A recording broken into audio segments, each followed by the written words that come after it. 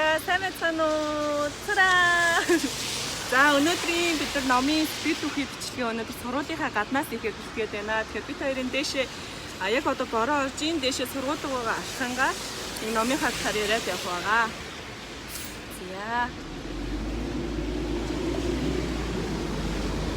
За өнөөдөр бид хоёр ямар номны тухай ярихаар ирсэн бэ гэдгийг номын нэрнийг манай Чингээ маань хэлнэ. За лектор коуч мөнгөний хадгалан төлөвлөгөөс хэлсэн номны сэтгэлийг ярих шаардсан.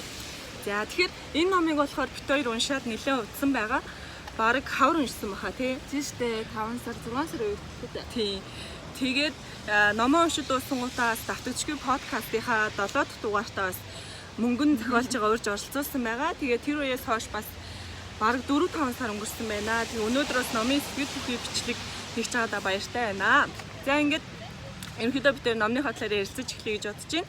Та нар маань бас энэ номны талаар уншаад ямар сэтгэл төрсөн бэ гэдгийг бас доор хуваалцаарай гэж хүсмээр байна. За Чимгээг маань хувьд бас энэ номыг би төрүүлж уншаад дараа нь Чимгээ уншсан байгаа тий. Тэгээ тэр үед яг ямар одоо юм хүлээлттэйгээр уншсан бэ? Энэ номоос яг юу олж авах бол гэж бодож ирсэн бэ? За хонгорогийн санал болгосноо. Энэ номыг уншиж хэлсэн. Гэтэ тухайн үед нэг амар тийм нэг хүлээлт бол надад юудасаа үнэхээр хэлэхэд хүлээлт гэсэн юм байгаагүй. Яг хоо ийм ном байна. Яг нөгөө нэг фэйсбүүкээр ч юм уу тэ сошиал хавчнаар ийм номны нээлт хийж байгаа гинэ. Ийм хүний юуг нь бичлэгийн урд нь үзсэн байсан учраас жоохон мэдээлэл бол жоохон байсан. Гэтэ яг номны талаар үнэхээр ямар хүлээлт болдгийг үнэхээр байгаагүй. Тэгээд уншаад үзсэн чи үнэхээр бүр хэрэгжүүлмээр яг одоо л хэрэгжүүлчмээр тийм нэг энгийн гэсэн мэтлөө нэр үнэхээр баг хэм одоо зөвхөн одоо яхаа хаашаа юм бэ юу ч хэлэндээ нэг одоо нэг зорилттой бүлэг ч юм уу те зорилттой бүлгийн хүмүүс хэрэгжүүлэх биш энгийн хүмүүс энгийн оюутнууд ч бай энгийн за бүр холгүй 10 жилийн хүүхдүүд ч гэсэн хэрэгжүүлэхээр бүр маш энгийн юмнууд үнэхээр бидний нөгөө мэддэг хэрнээ хизээж хэрэгжүүлдэггүй тийм энгийн юмыг айгүй гоё тийм нөгөө нэг тод томруунаар харагдсан үнэхээр бүр сэтгэлд одоо мартахааргүй тийм юм үлдээсэн баг. Тэгээд яг ингэ ярилцсан байсан чинь миний асуух хоёр дахь асуултын хариулт баг өгч байгаа байхгүй юу. Тэгэхээр би бас зөрүүлээд хэлье гэж бодож байна л та. Яг энэ номыг анх ямар хүлээлттэй байсан бэ гэхээр миний хувьд бол маш өндөр хүлээлттэй байсан. Яагаад тэгэхээр мөнгө авахыг өмнө нь таньдаг байсан. Дээрэс нь энэ номыг гарсанд бүр амар баярлаа. За хадгаламж өсгөөс эхлэн гэж байгаа юм чинь хадгаламжтай холбоотой юм байна гэж бодож байсан байхгүй юу. Тэгээд яг ингээд уншаа үзсэн чинь зөвхөн хадгаламжийн талаар биш яг түрүүний хэлдэг нөгөө зорилттой бүлэг биш гэдэг үгтэй л дүүцэн л дээ. Яагаад тэгэхээр хадгаламж хийчээд хийдэг хүмүүс тэгчээ яг юун дээр алдаад хадгаламж зогсдог вэ? Дээрэс нь хадгаламж хийхгүй байгаа хүмүүс нь яг юун дээрээс болоод хийхгүй байна вэ гэх тэр алдаа дутагдлыг өөрийнхөө туршлага дээр үндэслээд гаргаж ирсэн учраас их хэрэгтэй ном санагдсан байгаа. За анхны сэтгэл бол тийм байна. За дараагийн асуулт болохоор ер нь яг уншиж үзээд яг ямар мэдрэмж төрсөн бэ? Тэрэн дээр түрүүний хэлсэн санаанаасаа давтагдахааргүй санаа байв. Давтагдахаар үснэ үү? Давтагдахааргүй подкастыг санаанд орчихсон. Өнөөдөр л хийж эхлэхгүй бол хизээж хийж хэрэгжүүлэхгүй ч л нэг тийм хөөг байдаг штэ. Яг тэр үгөө санаанд орсон. Тэгээд ерөнхийдөө бол зарим нэг нь бол хэрэгжүүлээд эхэлсэн. Жишээлбэл хадгаламж ч юм уу те өөрийнхөө хэмжээнд нэг юм баг хуваар ч юм уу те хэрэгжүүлээд эхэлсэн байгаа л да. Тэгээ бас нэмээд бас ганц нэг нь хэрэгжүүлж эхэлсэн байгаа. Ер нь хэлсэн. Амар сэтэл авсан. Яг үнэ. Болдгийм байна. Цаашдаа бол гэдэг юм бэ? Юмыг ингээд зохицуулж болдгийм байна. Төлөвч болдгийм байна. Сэтэл айгүйх авсан. Яг үнэ.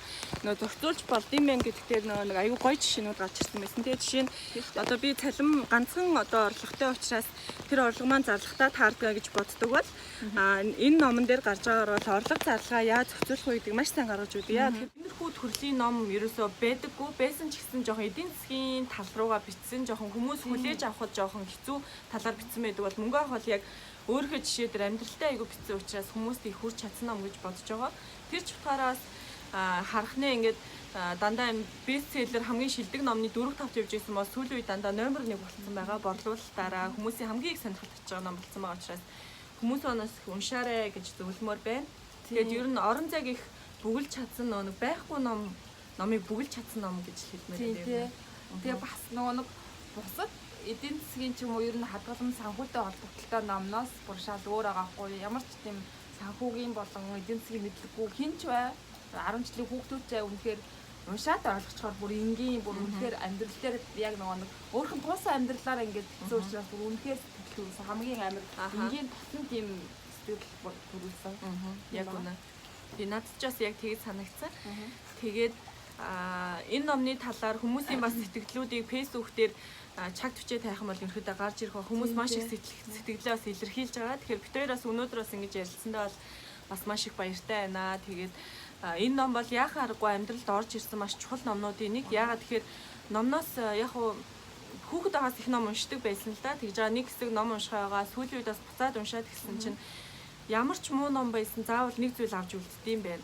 За жоохон таалагдаагүй ном байх юм бол ийм төрлийн ном би цаашид уншихгүй юм байна гэж боддгийм байна. За яг энэ ном шиг сайн бичигдсэн ном бол заавал үлддтэй байдаг тийм амьдралдаа ингээ хэрэгжүүлэх. Тэгэхээр магадгүй яг одоо би ингээд өөр чухал хадгаламжуудаа нэгээгүй байгаа ч гэсэн төлөвлөгөөдгөр ингээд нээх хэрэгтэй байна гэсэн сэтлийг өгч чадсан учраас маш гоё ном болж чадсан байгаа. Тийм дахиад нөгөө нэг энэ номыг ширээний ном болгоод дахин ингээд уншаад хэрэгтэй байхгүй юу?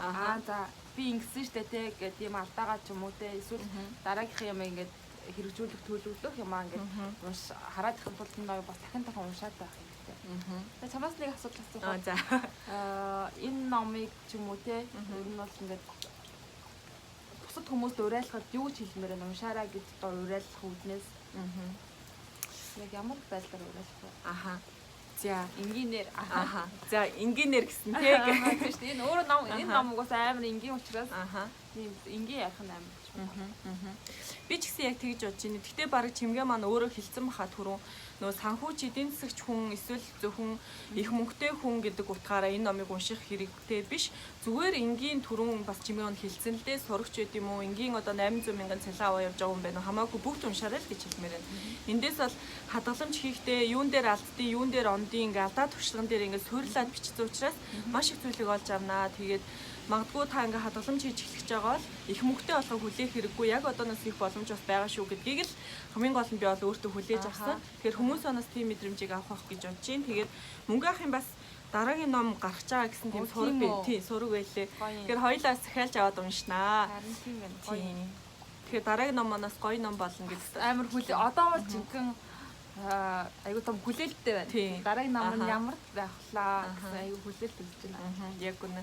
Тэгэхээр бас номыг уншсан одоо уншигчид маань бас доор комментаар сэтгэлээ бас хэлээрэй гэж хэлмээр байна. Яа тэгэхээр бид хоёр бас заавал ийм төгс ярихдаг хүмүүс биш шүү дээ. Зөвхөн өөр төрсэн сэтгэлээ яг энэ камерын өмнө ингээл ярьлаа. Тэгэхээр та нар маань бас ямар сэтгэл төрснөө доор комментаар бас бичээрэй гэж хэлмээр байна. Нэмээд хэлэхэд энэ бичлэгийг маань үзэж лайк, шеэр хийгээд мэдээж бусадтай хуваалцаарай гэж хүсье. Мөн миний давтагчгүй подкаст гэдээ байгаа.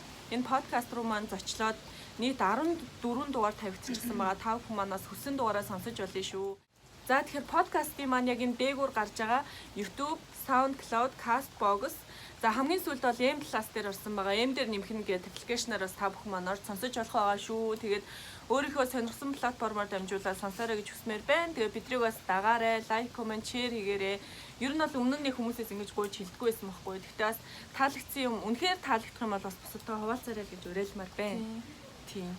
Тэгээд бас миний бичвэрүүдийг хэрэг уншихыг хүсэх юм бол Medium дээрх энэ хаягаар бас ороод уншиж болох байгаа шүү гэж хэлмээр байна. Өөр нэмээд хэлэх юм чи үлээ. Тэгээд та бүхэн санхүүгөө зөв өдөрдөрөө. За баярлалаа. Тэгээ манай энэ хүн маань өөрөө яг санхүүгийн чиглэлээр суралцдаг найз байгаа шүү.